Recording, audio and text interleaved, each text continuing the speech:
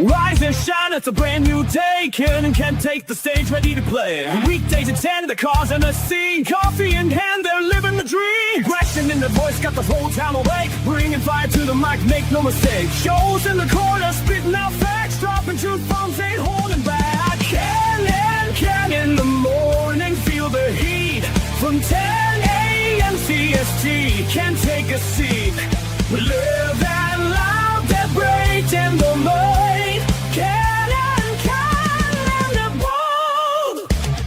Light up your speakers, crank up the sound. They're talking about life upside down.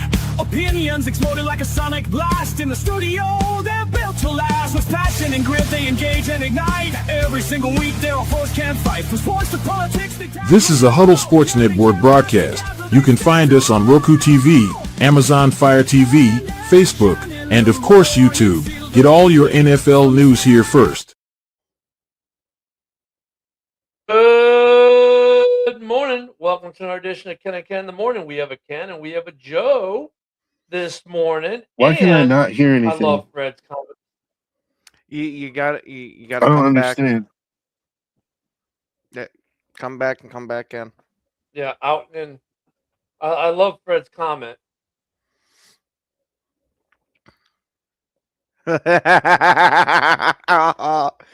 Now, since you brought it up, I still got to say Narcos is one of my favorite shows. That shit was awesome. But yes, every year I feel like freaking Pablo Escobar in there just sitting in that empty pool or the swing set just, all right. Well, Fred, at least we got UFC to fill our time. This is weird. So What? X is telling me that we're live, but it's not showing up in my feed. Did you get us shadow banned, Ken? No, it's just I don't understand why it's not showing up in my feed. I can click on the little live icon and I can see us, but weird.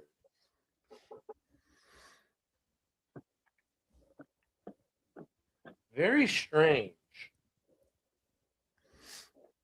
The weird things about X, I tell you. But you got audio now, Joe? Yeah, Oh, okay. yeah. I guess it's one of those technical difficulties times the mornings, huh? I wonder if you know what. Let me check Rob's page and see if he's showing up. Shows that he's live as well because we send to his page. And no, it's not showing up on his wall either. It's a conspiracy against us. X is having an issue. Again. I don't get it.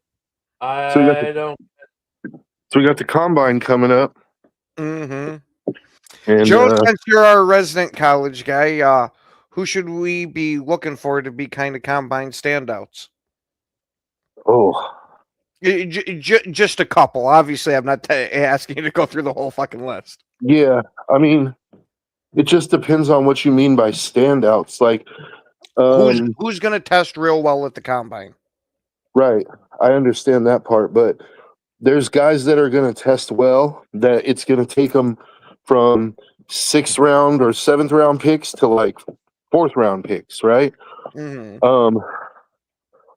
I don't know. So like there's a guy, one of the guys that I've been really paying attention to for the Raiders because the Raiders need an X receiver. Mm-hmm. Jacoby Lane from USC.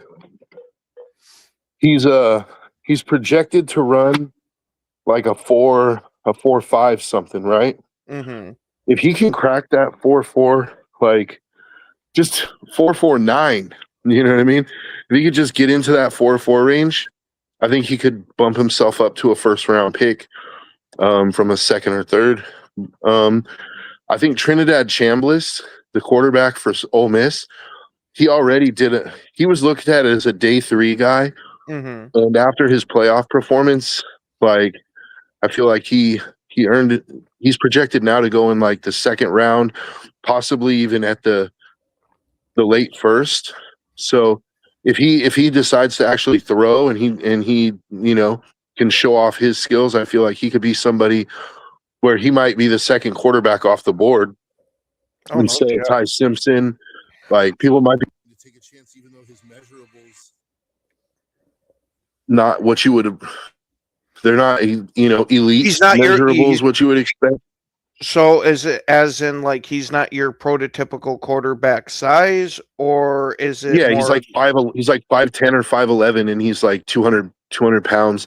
He's getting Russell Wilson comps, and if you watched him play in the college football playoff, especially against Georgia, like a lot of times comps are just that, right? They're comps.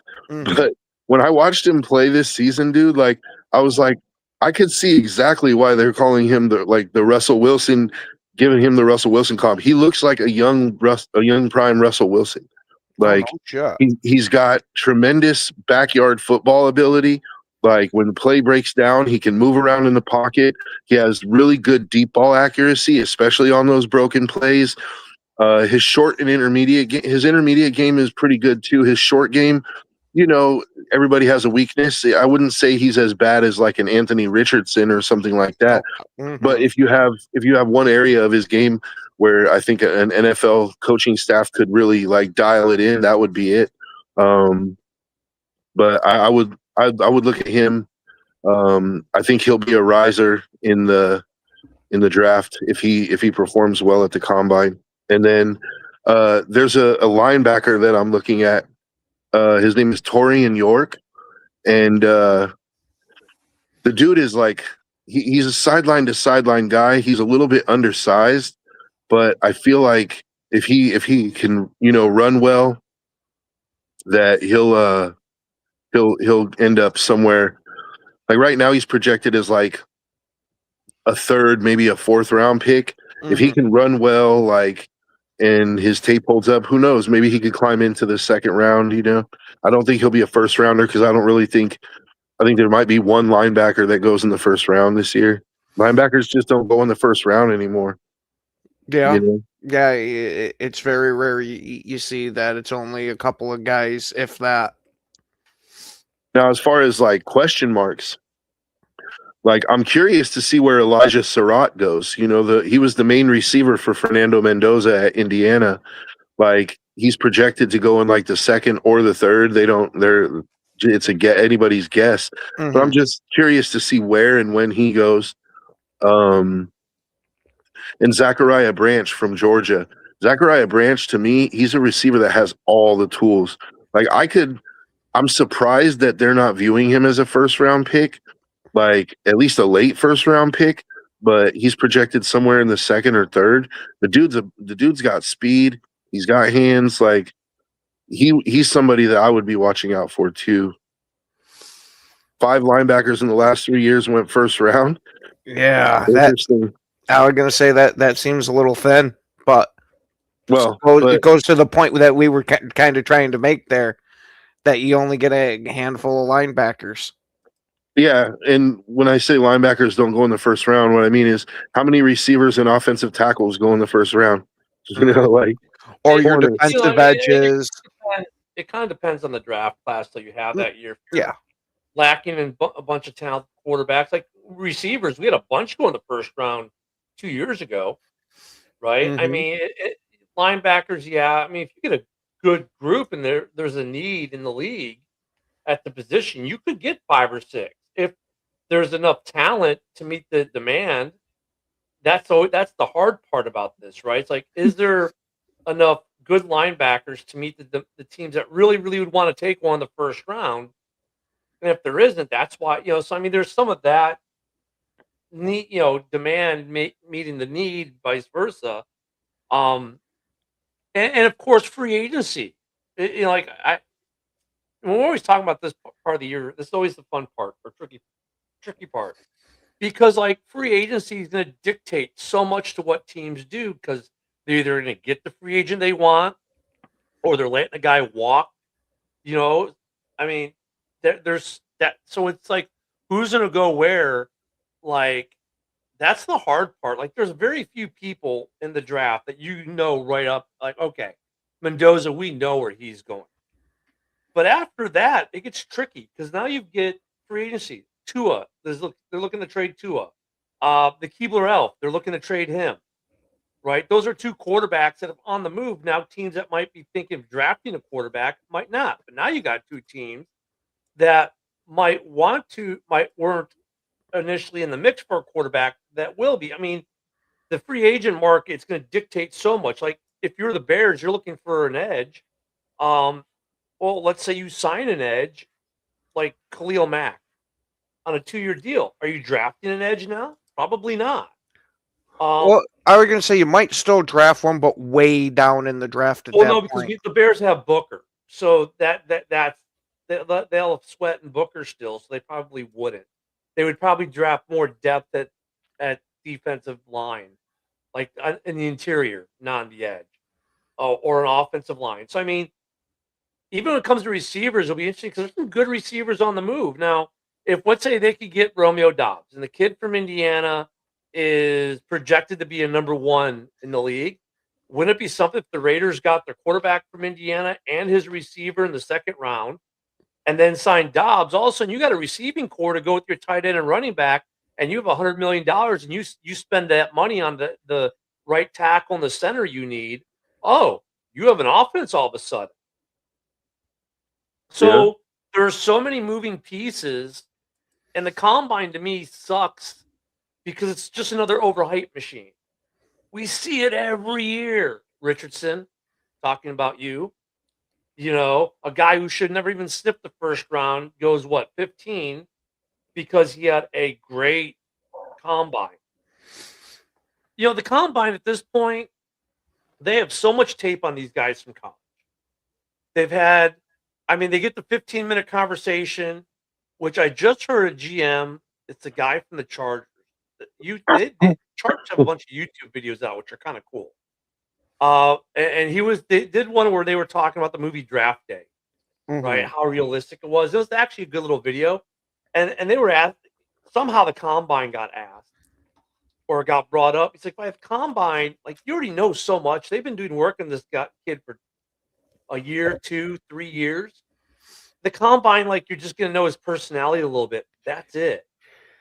That's what I think it should be. Is the combine's there to really learn the personality, and maybe if you had a question, is like he a 4 guy versus 4 or 5, something like that. But when you get the massive jumps, there is where it's like, did you just take all your information you had and throw it in the trash can? Oh, wait. Humble brag incoming. Hey, I can't blame JB for that one, because let me tell you, I'd be bragging about that some bitch too. I mean, hey JB, we want some signed NFL mini helmets that just say NFL with players' signatures coming. Come on, man. No, but I mean, like you can keep that. I'll be the cheap guy. Just shout out Packer News. like with Richardson, they had a good 2 years of tape on this kid. And they let him jump so high in the draft. Like, dude, why are you taking? You're taking like a year or 2 of tape and research on a guy, and chucking it out the door because he has a good workout. I hate to phrase it like this, but we've heard the rumors that it was Irsay pretty much said, "I'm drafting this guy." But I mean, okay, but that's just one example of many, though, where this seems to happen, though. Yeah. I mean, it's combine... just usually not quarterbacks. Usually it's receivers that run like all of a sudden they run out of their mind. They get into that low 4.3 and high 4.2 range, and all of a sudden now they're like the top receiver in the draft, or they're a first-round pick instead of a fourth-round pick, right? Let's go back 2 years. Malik Neighbors didn't do the combine. Marvin Harrison Jr. did not do the combine. Rome Odunze did do the combine, even though he probably didn't have to. The Bears knew they were going to draft him before they even went to the combine. Right? It was going to be him or Neighbors, whichever one was available, and they hoped it was going to be Rome, and it was. And when a player, oh my God, Marvin Harrison Jr. is not going to do the combine. Well, yeah. Why would he? They got 2 years of tape on him. What he does in the combine is not going to change. should not change. They're okay. Oh, but his 40 time, and you already know how fast he is from watching tape. You already have all the analytics from game speed. Oh, but the drills, you've seen him play live. Hey JB, if you talk to one of the players that I mentioned that I feel like are going to be draft risers because of the combine, if you could get their autograph for me, that'd be great. I mean, it's just kind just of let them know, like, hey man, like my boy told the whole world like you're going to be a draft riser because There you go, JB. I mean, you know what I'm saying? It's just like the combine to me, as far as like the physicality of it, how many reps they can do, the Wonderlic test, blah, blah, blah, blah. Dude, they have so much time now. Maybe back 20, 30 years ago, it was different. But now these teams invest so much time into researching these players. And look at the players who they would really probably need to see aren't these guys who are going to go in the first 2 rounds. Like, they've done a shitload of homework on them. It's these guys that they're taking in the 3rd, in the 4th, 5th, 6th, 7th round. That should probably be at the combine more than anyone. But yet those aren't the guys we see at the combine. We see the guys that they have so much tape and homework on. Like the purpose of the combine is almost, it's not what it used to be, I guess is what I'm saying. Yeah, and wasn't that Laramie Tunsil with the gas mask? Yeah, it was. I thought so. And he's doing just fine. Mm-hmm. Yeah, making the O-line guys run the 40 is ridiculous. I absolutely love it. Yeah, I don't think it's ridiculous because you want to see how this guy gets out into space to get down to that second level to block. There's a difference between a 5'3" 40 guy and a 5 flat 40 guy. But once again, though, they don't need the combine to know that, though, because they've already got tape and 40. But they have to rely on the college's timing of the 40s, whereas at the combine they get the laser timing. Yeah, no, but they can laser time these guys in gameplay now. Probably, yeah. Which is probably far more telling than what a 40 time with no pads or anything. But JB, to go to your question about X, X went live. We are live on X. I did find a way to get it onto my feed, but it's not posting the videos on the feed. But I did get a way around it to actually make it show up. But yeah, I don't know. It's weird. Yeah, and I agree with JB. It is more about the 10 and 20 yard splits. The 3 cone, especially for linemen, like that 3 cone makes a big difference, dude. But by the time they get to the combine, you look at it. By the time you get to the combine, what the Chargers GM said is true. They already know. It's more for us in the media than it is for them at this point, because they already know. But now we get to fawn over these guys and get emotionally invested in them to then be pissed off when we don't draft them. Honestly, I see you're talking about me here, Ken. Well,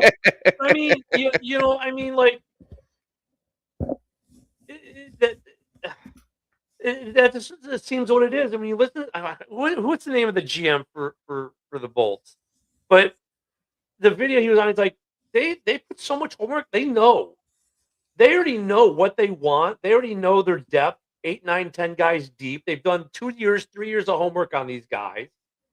He's like, and he literally said at the combine, really, the only thing it's good for is we get the 15-minute interview is good for like their personality, because we've already done so much homework on them. We know them better than they know themselves. So, I mean, the combine is more for us than it is for the GM at this point. And that's why I get why, in the last couple of years, a lot of players have been like, I'm not going to the combine. Isaac, why did you have to come on and remind me about something? Because now I got to talk about fucking tax code. Why you got to go missing yesterday? hey, speaking of tax code, it looks like, and segueing out of the combine for a moment, it looks like the Illinois state government is now willing to fix their tax code to retain the Bears in Arlington Heights. Mm. That's Now, a breaking let me news. ask you a question. Let me ask Yeah. you a question about that. If Mhm. the Bears weren't as good as they were this past season, or well, this This past season, season yeah, now, yeah, yeah. you think that would happen or no? Yeah, I think it would because here's the thing. So the way they weren't going to give the Bears any tax break, which would have cost the Bears like about $100 billion a year in taxes. Every other professional sports franchise in Chicago, though, like they get put their tax number, it was ridiculous. It's like in line with everyone else in the country. But at Hmm. first, Illinois was going to be like, no, we're not going to give you the tax break because right now, for instance, and the mayor of Arlington Heights was on 670 The Score the other day, and I watched it. He broke it down. He's like, I the tax rate, like, we're talking like they still pay like 150 million, 170 million, whatever it is in taxes, right? Most of these sports teams. But what they were Hmm. going to do is not give the Bears that exemption, and they were going to charge them like regular full price taxes, like if you're any other business, which would have cost them substantially more. And when he broke it down, he's like, "Look, right now the state of Illinois makes zero tax dollars, property tax dollars off the Chicago Bears. Why? Because the city of Chicago owns the stadium." So he's like, Mm. they're stupid not to give them the tax break because right now they make nothing. If the Bears leave, they lose even more in other tax revenue. So give them the same tax break the Cubs get, that the Blackhawks get, that the White Sox get, and all the other sports franchises in Chicago and honestly across the country get. Um, and it looks like the Illinois state government, and that's all the Bears really asked for, right? Because that's the other thing. The Bears aren't asking the state for money to build the stadium. They're like, we're going to fund it. We're going to do it. You just need to work on infrastructure, road, sewer, the type of stuff the state does do. You need to do that and give us a tax break so we don't have this massively huge tax number that no one else is paying. And it looks Mhm. like, and at first Illinois was balking. Now because Indiana stepped up and said, "Well, look, hold our beer. We'll give you the tax break. Plus, we'll build the stadium and the land. And you know what? You're going to rent, but it's going to be rent to own, and you're not paying interest on it, and you're saving billions in tax dollars." That's why Illinois is also coming to the table because it's not just the tax revenue you get off the stadium being built. It's not just the the property tax revenue you're getting for the stadium being there. It's all the other tax revenue you make from beer sales, hot dog sales, popcorn sales, jersey sales, game program sales, parking, employee taxes. It's Yep. amazing. That's why it's a Jock professional tax. sports. Professional Hey, sports- perfect that you mentioned the jock tax there, Joe, because this is where I was going with it. A professional sports franchise is a crown jewel for a city and a state in terms of revenue. Okay. Well, Sam Darnold is getting Oh, that's big. absolutely fucked Great. by the jock tax in California. Yeah. He earned from winning the Super Bowl $178,000 bonus. But Mhm. because of how California has their jock tax set up, he now has to pay $249,000, which means because of him winning the Super Bowl, he has to pay the state of California somewhere around $71,000. Are you kidding me? The man now has to pay for winning the Super Bowl. Are we now de-incentivizing people from actually winning the fucking Super Bowl now? Because You know that's what's sure what great? it seems like to me. Now go ahead, Isaac. You know what's great about that, Ken? Huh? I mentioned that yesterday. Well, I wasn't here yesterday. I know. I was just messing around. I was just messing with you. But yeah, I mean, damn, like California, that's crazy. You know what's crazy though? Like a radio mentioned something like this, that if that keeps happening, right, the jock tax just really, pays out more than, you winning the Super Bowl. It might come to a deal with the players union that, hey, they'll do, this coming California, this coming Super Bowl is coming to SoFi. And then Right. the next 5 years might be out of California. because Well, yeah, because why you know? would you? Why would you do? I mean, look at he's paying 78 grand more than he made to the state Mhm, of California because they tax so high. I mean, look at if you're a sports franchise in California, dude, this hurts you for free agency mhm. because you can't compete with Tampa Bay, who has, by the way, no state income tax and a job tax that's probably not even near. They do have a job. We do have a job tax here, but no state income tax. So the tax burden is already less on a guy going to Tampa than is LA. So $250 million contract in Tampa goes a lot further than it does in LA. Yeah, And that's then the thing. and then for Oh, playoff games, like, dude, if why wouldn't you go to a state like Florida or mhm. some of these other states, or there are 5 states that don't even have a jock tax, Yeah, right? that's what Florida is gonna jockey for. But like, hey, you Yeah. can throw a Super Bowl at our area. We don't tax you anything. Well, they do have a jock tax, but not nearly as bad as California. So, No. I don't know what the rates are. Isaac, you might have that better access to what the rates are per state. But yeah, I Yeah. can see the players union going, look, if the jock tax is over X percent, no. And to what Isaac was saying is, I heard a lot of speculation too that the NFL Players Association might be boycotting California for the Super Bowl. Yeah. It might be happening. Mm-hmm. I can tell you, I most certainly wouldn't want to play there, turn my pocket that Oh, deep. hey, riddle me this, Ken. Florida Oh, does not have a jock tax. Oh, it does not. Yeah, I just looked It it does up. The not. states I without the just jock yeah. tax are Florida, Texas, Washington State, ironically, and Uh, Washington, D.C. So is guess it? what? Hold on a sec. Is this new? so Because I could have swore I just looked that it when, up just now. yeah, I could have Florida. swore when we looked last year, they did have one. No, Florida is along with Texas, Washington, and Tennessee that have no state income tax, meaning no taxes levied on players' salary for games played in Florida. Huh. And then Florida, Texas, Washington State, and the District of Columbia do not impose a jock tax. So yeah, if I'm the players' union, I'm be like, hey, you're Yeah. Florida, you better open up your stadiums because we're So playing Super Bowls at that your that area. Super Bowl, more Super Bowls in Miami, Tampa, Dallas, and Houston. Because let's be real. The main reason why California is being chosen, well, not only this year and SoFi for next year, is the weather. You know what I mean? Mhm. And the weather, grants And the many stadium. advantages for it's an even playing field for both teams. Yeah, and the stadium is really nice and everything. So I understand it. You don't want to play in fucking snowy conditions, when you just made the Super Bowl, and it gives one team a disadvantage. That doesn't really play in the snow. So I I mean, can understand. Yeah, I can yeah, because understand part of the those incentive advantages. program. Well, that's also Mhm. Isaac part of the incentive program, right? For the Yeah. NFL for building a new dome stadium is you're going to get a Super Bowl. So when the Bears Mhm. do build in Arlington, they'll get a Super Bowl. Cleveland will get a Super Bowl when their stadium is done. Highmark will not get a Super Bowl because it's still outside. It's still open air.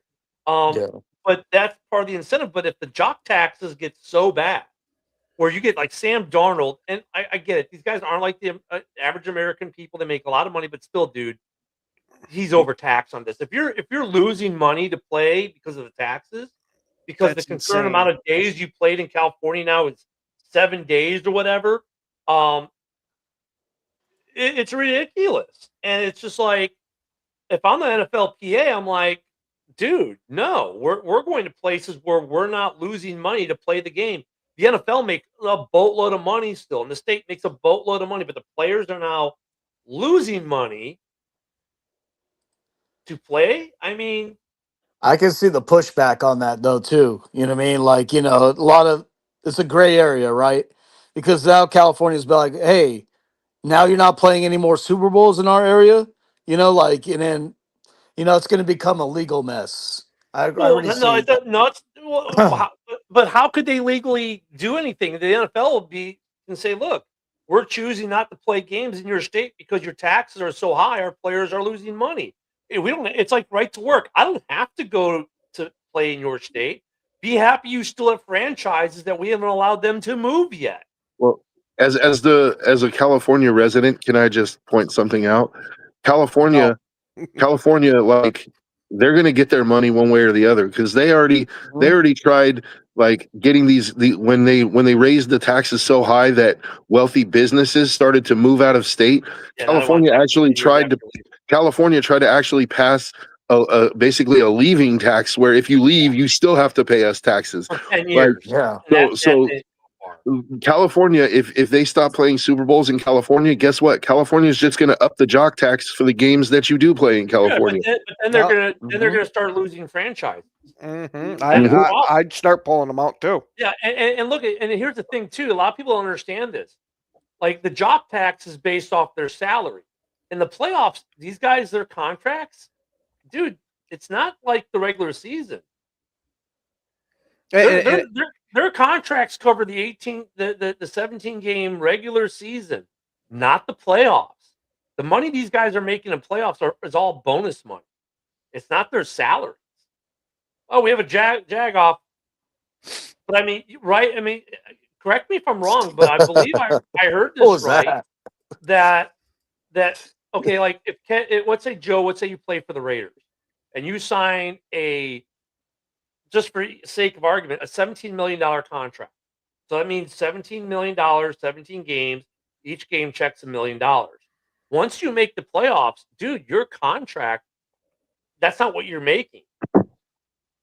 You're making playoff bonus money that's structured from the NFL, whatever they give each team for each playoff game, however that math works. But you're not being based off that contract. But yet, I think California, when they did the jock tax, they're taxing him on their salary, not the bonus, so to speak. You know, they're basing it off that salary. It's interesting. Yeah, I didn't even Yeah, read that. I know there's gonna be still like legal matters going on. You know what I mean? Like this is United States. You can sue somebody for sneezing on you. You know what I mean? So there's a lot of legal matters that are gonna go into that. You know what I mean? And like Joe said, they go after people that are trying to leave California. California So is stupid. Yeah. yeah, California is gonna be like, hey, wait a minute, if you're trying to deny us a Super Bowl, location, then yeah, we're gonna do X, Y, and Z now. So I think it's not as easy as it sounds. I mean, look, I think you're gonna get to a loggerhead with it, where if Yeah.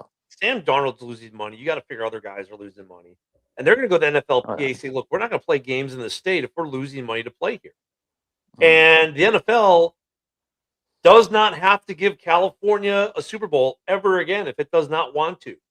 And they can go cry to the courts about discrimination. And you know what the courts are going to say? Pound sand. They're a private entity. They can do what they want. So all your Super Bowls are going to end up in Texas, Florida. If they ever build a dome stadium in DC, they'll go there. Maybe, look at what was the other state I said that doesn't have a jock tax? Tennessee. Washington State. Oh, Seattle. Get a dome stadium. Now you're going to host Super Bowl. Actually, Seattle could probably host one even without a dome because their weather it's more about rain than it is snow. So that might be okay. I mean, look at it, and then they're going to go. And if you do have a jock tax, as long as it's not over a certain percent or number, then they'll go there. Yeah. But yeah, California is taxing themselves out of Super Bowl contention. And the NFL makes a ton of money, but they're not going to be the ones who are going to be the impetus for them leaving. It's going to be the NFLPA. I know the taxes. Oh, go ahead, Joe. I was just going to say, like, it's bad enough. Okay, so just the money alone is bad enough in the Sam Darnold situation, right? Like, you're actually paying $71,000 more than you got for a bonus for making the Super Bowl or winning the Super Bowl. But then on top of that, you add the fact that these players are risking CTE and like permanent injury. And so now I'm basically paying you for the privilege of getting CTE later on. Like, I didn't even think about it like that. Dude, like I'm putting my body at risk to pay you. Like that doesn't make any sense. I think the other location I can think of, I mean, the taxes ain't too bad, is Hawaii. You know what I mean? They used to do the Pro Bowl all the time in Hawaii, Why not do a Super Bowl over there? See, and that's the thing. Like even the Pro Bowl, like those dudes do not get. They get a bonus check, Mhm. and we all know how that works, right? You win, you make X amount of bonus. You lose, you make X amount just for being part of the Pro Bowl team. But like the playoffs and the Pro Bowl, everything past the regular season is not their contract anymore. It's all this bonus tier system, and I don't necessarily understand it. I know some guys make more than others. You know, I mean, their contracts do play maybe in terms of their share, maybe. So if your contract is 14.3% of the team's salary cap, and you get 14.3% of the bonus, that's how it's worked out. But like your contract as NFL players only for the regular season, not the playoffs or the Super Bowl or the Pro Bowl. Your money you make there is all based off the bonuses. And now when you're going to play the Super Bowl and it costs you money to play in the Super Bowl, it just doesn't make sense. I got a solution, fellas. So make the Super Bowl in Vegas, right? And then you get your bonus, you gamble it, you double your money, you pay off, you pay off whatever Bet on that job black. tax Put it is. all on black. Yeah, You got but now money you're gonna left have to over. pay. Yeah, but now you're gonna have to pay a tax for winning it and gambling too. Yeah, exactly. They're gonna True. find a way to take every last penny from you. Damn it! Mhm. You know, the economics of the NFL, while maybe not the most sexy thing to talk about, is making. We see the impact. Look at Chicago with the impacts of getting the stadium. Look at what we're talking about now with the Super Bowl. Like the jock tax could become a deterrent to the NFL and saying your city gets to host the Super Bowl, which is a huge economic boom. How much money did Santa Clara rake in the the greater San Francisco area, rake in because they hosted a Super Bowl? How many millions of dollars did they make? A shit ton.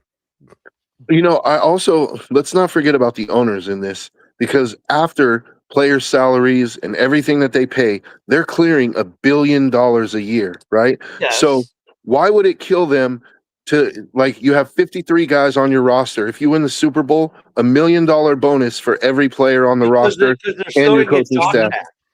They're still going to Yeah, get jock They're taxed. still going to the hell get jock taxed, but they're not going to get jock taxed $1 million. Yeah. Yeah. So that would also, though, they have to be something once again in the CBA, because let's say, Joe, I get what you're saying, because let's say Seattle's ownership says, you know what, this is bullshit. We're going to give all 53 of you $1 million bonus. That's $53 million you're going to put out. The NFL's going to go, whoa. No, salary cap. That's not legal. And the other teams are going to go, whoa, that's not fair. And then when next year, whichever team wins, if they don't do that, because their owner might be maybe a little more tightwad, or maybe they're a team that doesn't make as much money as Seattle. Or they're a team. Like, let's say without an Seattle owner. made $1.5 billion in profit for the ownership group this year, and next year's only makes $1 billion, so they're $500 million less rich. I know, but still, you can't. That it creates an expectation, and also would violate probably the salary cap rules. It's kind of Well, no. mind-boggling to me. Like I know you have to pay off, 54 on the roster, right? Making the Super Bowl and all that type of stuff. But like Right. kind of how low it is, you know what I mean? Because it generates so much money. There's so many people watching. I mean, the Super Bowl is, basically all these news, all these channels that put commercials on the Super Bowl, they're charging them like God Oh, knows yeah. how much. They're making The most revenue on top of commercials on revenue, the planet. Yeah. They're But that's making the thing, revenue is on like top of the NFL knows that, like, for example, Sam Darnold, right? Sam Darnold's not going to say, man, actually, I'm going to end up having to pay to play in this Super Bowl, so I'm just going to sit it out. They know that he's not going to do that, because if he wins the Super Bowl, it's going to come back in other ways, i.e. a contract extension, but look, things like that. endorsements. But that's Sam Darnold. What about the guy who's 52 on the 53-man roster, who's making the league minimum, and now he's paying money to play in a game? And those guys' league minimum, yeah, he's making about $1 million a year, but after taxes and everything, dude, his take home is no better than some people in the civilian world, right? I mean, Look, we all think NFL players are making gobs of money, but after agents and taxes and everything else, a guy making the league minimum, dude. Why do you think Jetta was living in a townhome in Minnesota until he signed his big contract? Because he didn't make huge money. I mean, they make good money. Don't get me wrong, but then again, these guys. What's also the length of career? 3, 4, 5 years. And then hopefully they can physically perform or go do another profession. That's why you look at so many of these NFL players and you see, oh, well, former NFL player, now a manager of a thrifty car rental. You're like, what? But he was an NFL player. He should be a millionaire. No, he had to go get a regular job like everyone else after his playing days because that money doesn't last you forever. Like Sam Darnold is more of the exception than the rule across the NFL, right? With a lot of these guys. So, I mean, I can see where the NFLPA would be like, look, you got to neither not play games here or states change your jock tax. Don't tax the players per se. Tax the clubs. Man, he's like, man, I'm about to buy a Bentley. Oh shit, this jock tax. Yeah.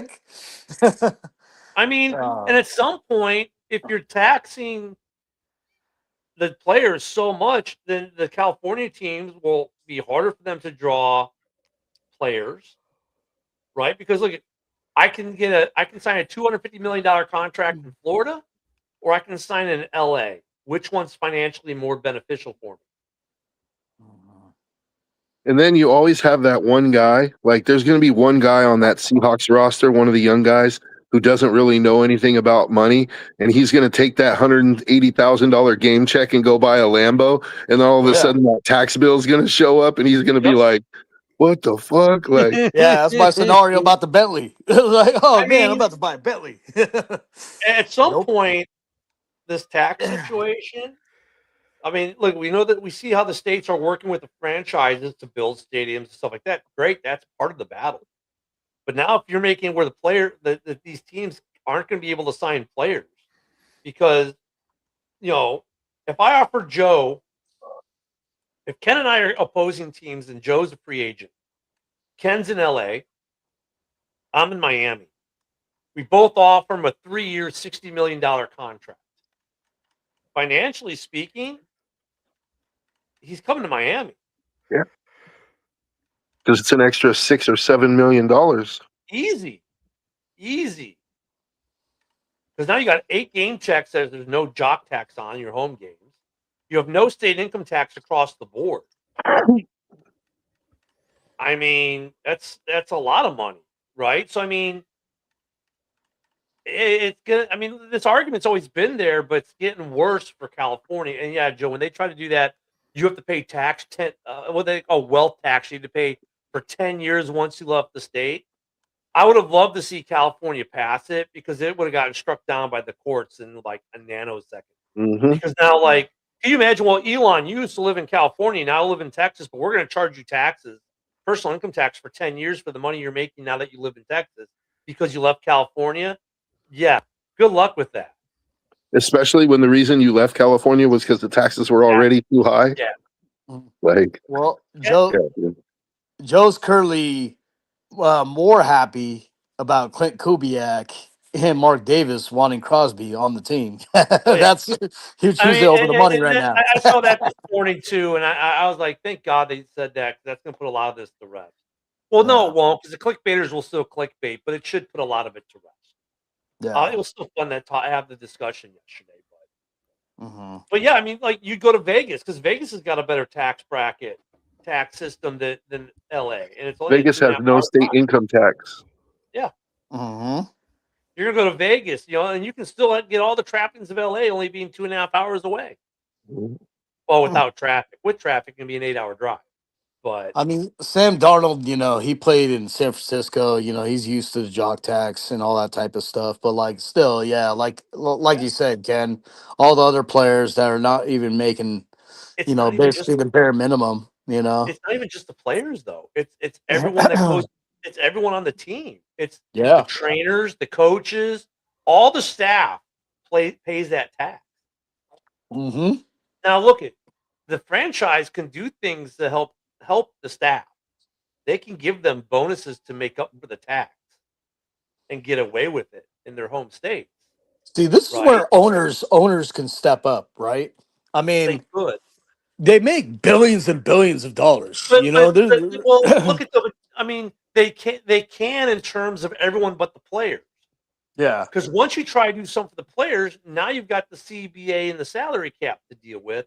And so, like, if Mhm. I give Joe a $1 million bonus for winning the Super Bowl, I've probably just violated the CBA. I've now violated the salary cap. It's not in his contract. I mean, there's probably a ton of rules I've just violated. Yeah, the players I can understand, you know, I mean, because Well, there's a player union for that. unless you put it in But the next CBA, I would not be surprised to see the NFLPA try to put something in the next CBA, like where it's like owners have to pay the jock tax. Yeah. You yeah, make $1 billion a year, the jock tax is going to be, even if it's 100 million, you're still clearing almost $1 Or billion. yeah. or if there's what is there a national average on the jock tax? Not Let's sure. like what let's say the national Mm. average or the mean average, let's just say for sake of argument, let's say the jock tax mean average is 2%, but California's at 5%. Okay, the CBA might say something like the players will still pay up to the median average of 2% in tax. Anything Mm. above that, ownership needs to pay. Because the ownership's not going to say we're going to eat the whole tax bill, right? But they would probably, but you might be able to get them to say, look, if the median Holy. average is 2%, right? If that's the median average, the player will still pay that, but anything above that, the franchise will pay. So, Ken, there's no national average, but the highest tax locations is California, up to 13.3%. Cool. Hawaii, wow, this is actually interesting. Hawaii, 11%.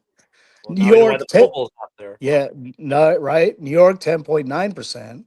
Jersey, 10.75%, and Oregon, 9.9% are the most expensive states. So, but if you took all the states, don't got a median average of let's say Mhm. 4%, right? Maybe the CBA could say, look, the players are responsible to pay up to 4% of jock tax. Anything above and beyond that, ownership has to pay. Yeah. I mean, I agree with that part. Like, I mean, it's hard to come by because of the CBA and the players union and the shield and all that type of stuff. But the coaches and the training staff, the owner should just come out the pocket and pay all that jock tax. You And look know? at the Pats are paying jock tax too off their bonus money from the Super Bowl too. So not only did you lose the game, now you might have lost money to lose the game. Yeah, that's what's sad too. It's like, man, I lost and I lost. The business side of the NFL, man, makes weird decisions. Like, I think now a week removed from the Super Bowl halftime show, we can all agree that halftime show was not done for the people in the stadium. Because people in the stadium couldn't see half of it between the walking human sugarcane trees that buried the performer. That show was created for the television audience, not for those who paid thousands of dollars to go to the stadium and see the game live. The NFL, all their decision making processes are about making money with different streaming contracts. They don't care that you have to buy 8 different streaming platforms to watch them now because they're making money. The European games, obviously, they don't care about the fan base here as much because they're making all that money and all the internet on all the international games. So the Shield is making money hand over fist. At some Yeah. point, players' union is going to be like, "Hey, stop," because yeah, while you guys are making money and getting tax breaks to build stadiums and play games in Europe and this, that, and the other, players are starting to suffer. Oh yeah. I mean, I don't know what's going to change it because there's so many union rules and so many this and that. I mean, it's simple to try to put in a placement where the owner will try to pay for some of this, but then the government agencies will be like, "Oh, wait a minute, there's an individual paying your taxes for you. We can't allow that." You know what I mean? So, like, there's so many hurdles you have to jump for it to something happen like that. You know what I mean? I mean, you get to a point though where states are going to start losing franchises because they're going to overtax. It's like any other big business. Why did Boeing leave certain areas and come and build certain things in Florida? The tax situation. Why did Elon Musk move all of Tesla and SpaceX to Texas? Taxes. Mm-hmm. Yeah. Sports franchises are not immune, and will do the same thing eventually. And the NFL has the best kept secret in all of professional sports, which is their revenue sharing. Like almost every other professional sports league, the NHL, baseball, basketball, revenue is like almost 50% to the players and 50% to the owners. In the NFL, it's not even close to that. So they've been sitting on this for a long time, and nobody really says anything about it, right? Because they're like, they see, Joe Burrow's $55 million a year, but the NFL makes a shit ton of money more than that, dude. Like, they're laughing at that 55 million. They're like, If you think I about it, pissed 55 million. let's say though you're Mhm. from like New York, a high jock tax state, and you go to play Super Bowl in LA. New York is getting their piece of that pie because you're still paying New York income tax, and then you're paying a California jock tax.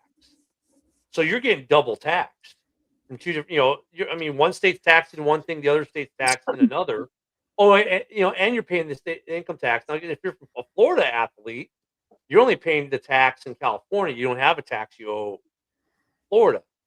Dude, teams are going to start leaving for that kind of stuff, and they're going to, and the CBA. I could see the CBA, like LA, like next year could be their last Super Bowl in California because of the tax situation. Because the players are going to be like, the player unions be like, look, it's ridiculous that players are losing money to play in the biggest game of their life. Yeah, you win the Super Bowl in just the state senators, just like that one watch guy that was in the ball and goes, "Where's my fucking money?" Yeah, honestly, like it's just. I get it. The states want their money to do these things, and it's like, well, we're running a deficit. What can we tax? Oh, well, we'll just tax the pro athletes who make all this money. Air. That'll be next. Right? Breathing tax. Like, and the thing is, like, I Drinking get it, our we say, water. Look at the guys in the amount of guys in NFL who make the kind of money that's FU money is very few and far between. Mhm. So, we go, yeah, but Burrow, look at these guys. And they always talk about, the tax. But, look at these players. They're making 55, 60 mil. Yeah, look at the rest of the roster where they're making $1 million. And after they pay all the different crap they got to pay out for, fees and taxes and management. They're lucky to bank 300 grand. Yeah. Like you're on these rookie deals. Like I like Tyson Bagent. Like, why is he crying so hard over a $10 million contract? Because, dude, the money he was making as an unrestricted free agent, like as a rookie, that $825,000 league minimum, he probably kept $200K of it when all's said and done, which is a nice paycheck for a lot of civilian jobs. But considering that his career isn't going to be 20 years where he's going to make more, like everyone else, dude, that's not much money for what his body goes through and the amount of money that's generated. Guess what? And guess what? If a player tries to help you pay that jock tax with his money, if you pay over 19,000, you pay a gift tax. Yeah. So like the taxes just keep on, jumping on top of itself. So. Look, they got to the point where the Bears were almost going to have to sell the team because of the death tax in Illinois. The death tax was going to be so bad that the McCaskies were going to have to sell the team in order to pay the tax. Then the state of Illinois said, well, no, we're not going to do that. And they did, and they kind of saved the McCaskies that. But that's how bad the death tax was. That like the franchise was literally going to have to be sold in order to buy the tax. But then the Bears did some smart things, maneuvering. And the state Mark Davis actually had to do the same thing because Mark Davis's mom just died, Carol Lee. And Mark Davis was smart, though. He was proactive. He sold a portion of the team prior to her death to make sure that he had the cash on hand to pay the inheritance tax so that he didn't have to sell the team. Isn't that ridiculous, though, that you have to pay? Like, if you give your kid your house when you die, they have to pay a massive tax on it. That almost makes, like, instead of having a home they can live in, now they have to sell it just to pay for the gift you gave them. Well, yeah, and the most ridiculous part of it is you bought that house with already taxed dollars, and now they're finding a way to get the extra dollar out. Like it's Yeah, Oh, and come on, And like I inheritance tax, it should be illegal. Yep. and like I Yeah. said, like franchises are going to start leaving states that Hmm. overtax their players and the ownership group at Or some here's point. another one. Here's another one. So let's say that you're a frugal guy. You're smart with your money, right? You work your ass off. You pay your income, your federal and state income tax. You whatever money you have left over, you invest it for 20, 30 years. You build yourself a nice nest egg. When you cash that nest egg out, all of a sudden you have to pay 20% capital gains tax on that, right? So you're getting taxed a second time. Then you leave whatever's left of that to your kids. Now they have to pay inheritance tax. So you're getting taxed 3 times on the same dollar. And depending on your state, you might have a state tax on that too, because the federal capital gains is one thing. Some states have a capital gains on that. On top of that, California, I guarantee, then is on one the of them. inheritance side, And, you could get state and federal inheritance taxes you're paying. and Washington now has a capital gains tax. Washington doesn't have a state return, but it has a capital gains tax now. If you make over 500,000 in capital gains, you have to pay a tax. So now states that don't have income tax now have a tax to offset that. So I get So the capital gains tax makes a little bit of sense though, right? Because you're taking money that you're taxed on and invested. So you have $100, you paid tax on it, you invested that. Now that $100 generates you, let's say 10 grand.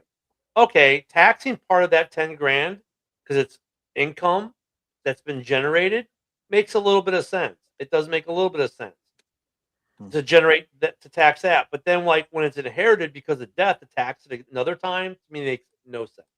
Because you get to the point where the gift can financially ruin the person you're giving the gift to when you pass yeah, away. Like when yeah, you it's pass away, it should not ruin your family members because you gave them your property. well, here's another way to kind of bypass that in a trust. A trust, it's what trust is. It can't be legally battled in a court. A trust is outside the court, outside of matters that would deem it illegal or deem it like legal, illegal. It's a gray area. Yeah, taxable. So a trust is basically kind of almost like a promissory note, personal wise, not business wise. Yeah, I think So that's what the Bears did. They the McCaskey put the Bears in a trust so yeah, that now when George took it over, he's taking over a trust. So I mean, that's what rich people do. They figure that game out. I yeah, mean, but the NFL, man, they're going to have to look at some things when it comes to these taxes for these players, and honestly, it's going to affect free agency. oh Like, yeah, I can see why players bolt from California to go to other franchises and other locations where their money goes further. I mean, and Ndamukong Suh, when he signed his big contract when he left Detroit, went to Florida because he made boatloads more money to go to Florida. Like, now Mhm. you're talking when these players are making like Albert Pujols money. Like Albert Pujols went instead of going to the Marlins, he went to the Anaheim. But at that level, he was making so much money he didn't care.